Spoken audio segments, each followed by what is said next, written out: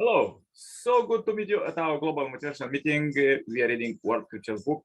This God words that inspire billions of people, families, communities, countries, and the whole world.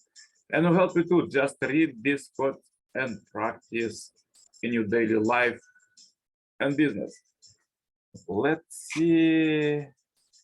As we're reading this holy book from the beginning, please find out all the chapters on our message channel. For today, God prepared special words about separation from family. Let's see what it's all about. Although God's purpose for human life is fulfilled and loving, families, people on the spiritual quest often leave home and family behind. Sometimes it comes at the command of God, as when Abraham was called to leave his home and journey to unknown land. Initiation into the ranks of monastic life likewise require painful separation from loved one. In other cases, aspirants may encounter opposition from possessively family members who would drag them away from the path. Thus, Jesus warned his disciples to expect the opposition from their loving parents and spouses, and warned them of the cost of discipleship. He who loves father or mother more than me is not worthy of me. Father Moon explained that the separation from family and friends is necessary in the course of restoration, which requires a fundamental reorientation of the self from the customary fallen love of the world to the higher love of God. Do not think that I have come to bring peace on earth. I have come not to bring peace, but as war. For I have come to set a man against his father, and a daughter against her mother, and a daughter-in-law against her mother-in-law, and a man's foes will be those of his own household. He who loves father or mother more than me is not worthy of me, and he who loves son or daughter more than me is not worthy of me. Powerful words of Jesus. O believers, take not your father and brothers to be your friends, if they prefer unbelief to believe. Whoever of you take them for friends, those they are the evildoers. Say, if your fathers, your sons, your brothers, your wives, your clan, your possessions that you have gained commands you fear by slacking dwelling you love, if these are dearer to you than God and his messenger, and to struggle in his way, then wait till God brings his command. God guides not the people of the ungodly. Consort not with those that are dear, neither with those that are not dear. We're not seeing those that are dear, and seeing those that are not dear are both painful. Put no trust in a neighbor, have no confidence in a friend, guard the doors of your mouth, from her whom lies in your bosom. For the son treats the father with contempt.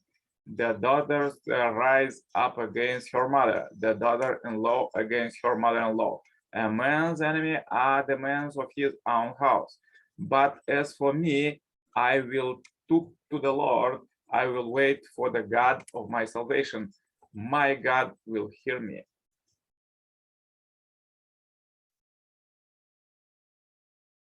Further, let's read the quote from the second Messiah, Father, Son, and Moon. Jesus said, he who loves their father and mother than me is not worthy of me, and he who loves son and daughters more than me is not worthy of me. This is the formula on the path to God. The deeper the loving attachments you had in the satanic world, the more intensely will those very people try to dissuade you from going on the heavenly way.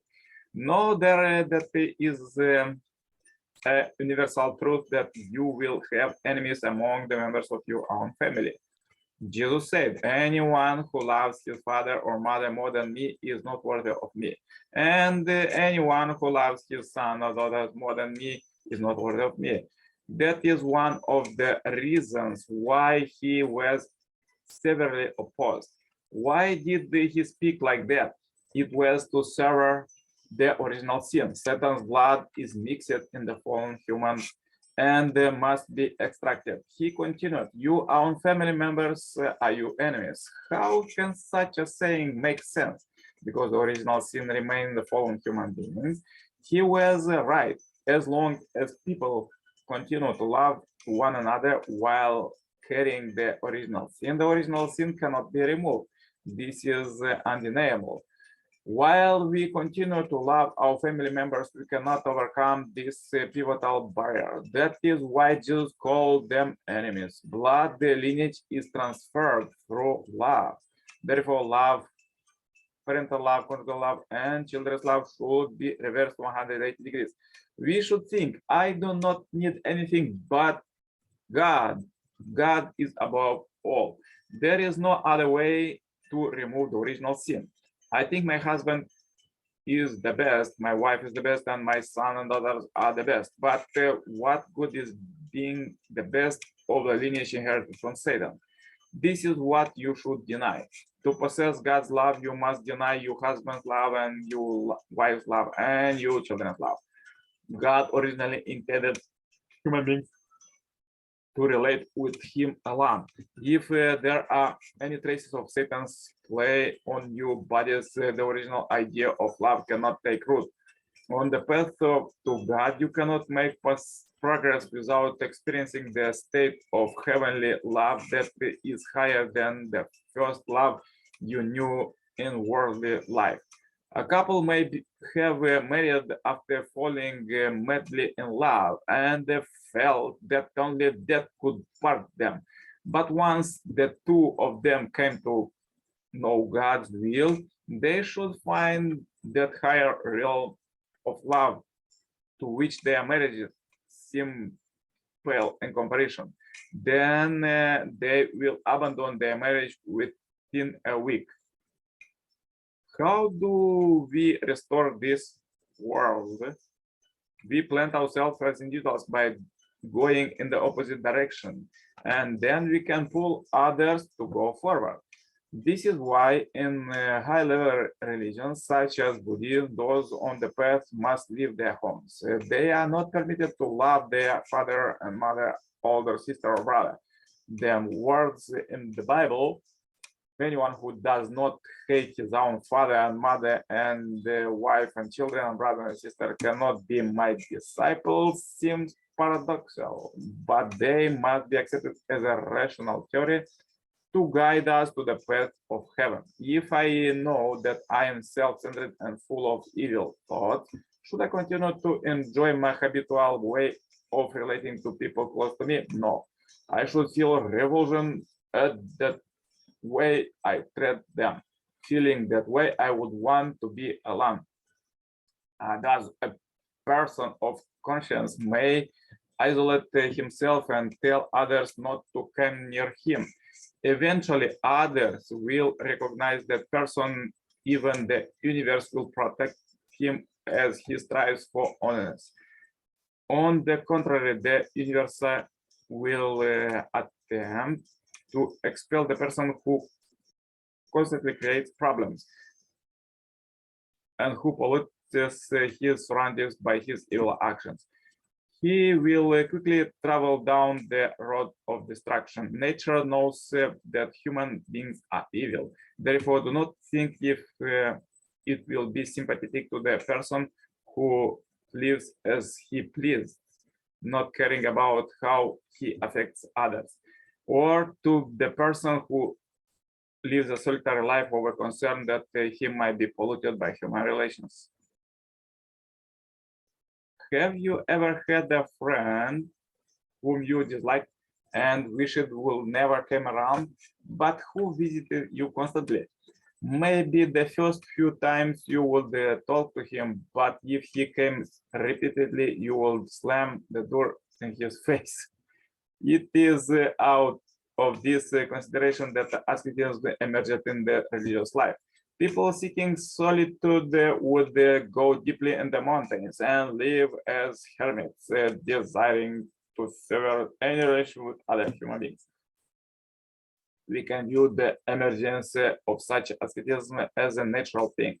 Nature finds something hopeful in such people.